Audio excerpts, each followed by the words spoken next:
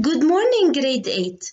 How are you doing today? This is your English teacher, Miss Maya, and we are going to enjoy a reading session today. Unit 8, Lesson 1, Air Balloon Flying. As the title implies, the lesson objectives can be deduced or they can be implied.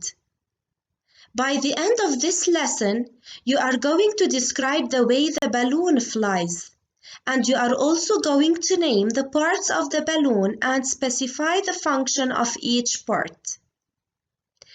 Let's look at the picture. Have you ever tried ballooning as an activity? Have you ever seen a live one? Have you ever heard about it or seen a hot air balloon flying in a movie? Let's go over some lead-in questions. Is ballooning an activity that relies on good weather? Why are balloons non-steerable aircrafts? Do balloons fly when there is a threat of thunderstorms in the area? How many people can fly? Do you know that the largest ride balloons carry up to 20 passengers? Well, ballooning is an activity that depends on good weather because storms can be significant events to balloons in particular. Why? We are going to see that balloons are non-steerable aircrafts because you cannot steer them. They can ascend or descend, which means the pilot can increase the heat in order to make the air in the envelope hotter so the balloon ascends. And if the pilot wants it to descend or to land, he or she starts to decrease the temperature of the air inside the envelope. Yes, in fact, many people can fly because sometimes balloons can carry up to 20 passengers and the passengers sit inside one part of the balloon and that is called the basket. It's hardly a new thrill. Hot air balloons have been around for 233 years. But how these balloons actually fly is not widely known. We're off. So here in Maryland, 36-year veteran balloon pilot Mike Jared is showing us how it's done. I don't feel any wind, yet we're a few hundred feet in the air. How is that? You don't feel any wind because the balloon will always go the same speed as the wind it's in.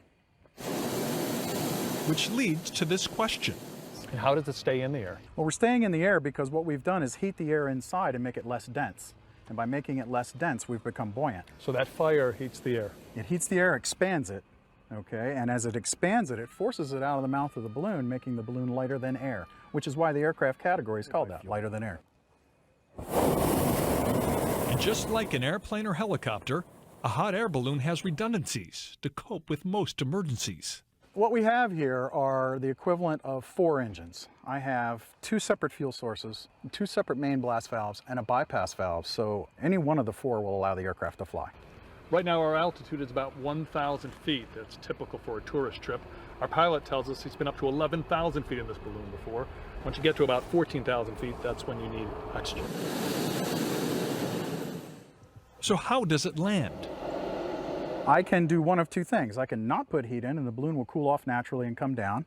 And then you can tap the brakes, if you will, by just putting a little bit of heat in to slow it down. Or this line right here goes to a vent all the way in the top of the balloon. And by opening and actuating the vent, I can dump hot air out and initiate a descent.